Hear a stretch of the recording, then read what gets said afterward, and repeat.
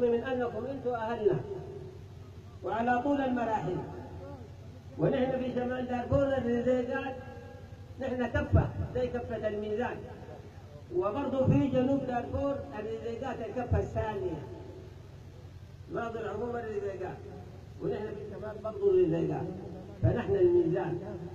إذا استقام الميزان استقامت الحياة في كل دارفور، استقامت الحياة في كل دارفور. وأن يكون هذا نحن ما دايرين يكون ثاني انفصال بيناتنا أبدا، لازم يكون في تواصل.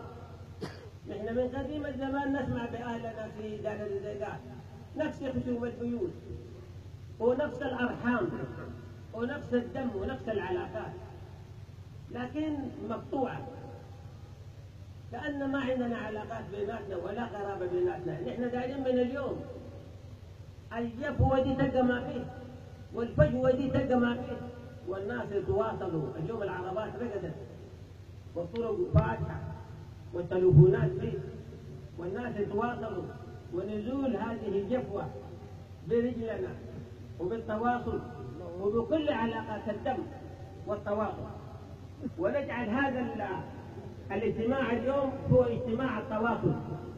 اجتماع التواصل من هذه اللحظة أن نطلق شعارنا التواصل فيما بيننا، التواصل فيما بيننا، وتكون زيارات التواصل مستمرة من الضيعين، من آخر من بحر العرب لحد مزبل ولحد غرير وللحدود الليبية لأن حدود الرزيقات هناك، وللحدود التشادية لأن حدود الرزيقات هناك،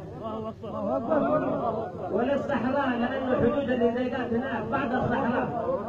والآن أيضا زي ما عندكم وطنكم في جنوب دارفور دار الرزيقات، انتم أيضا ما ترسوا وطنكم الأول.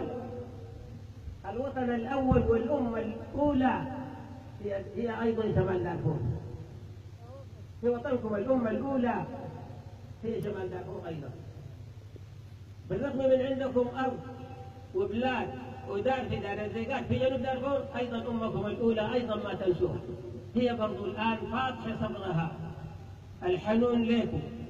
والآن جاء دور الوطن، وأي وطن يحتاج لأهله، لأنه هسه الأوضاع الحالية برضو كل الماشي في سلام. لما يجي السلام كل الناس دايرين يستفيدوا من أوطانهم. واليوم الحكومة فكرت في أنه تنمي المنطقة الشمالية الصحراوية دي كلها،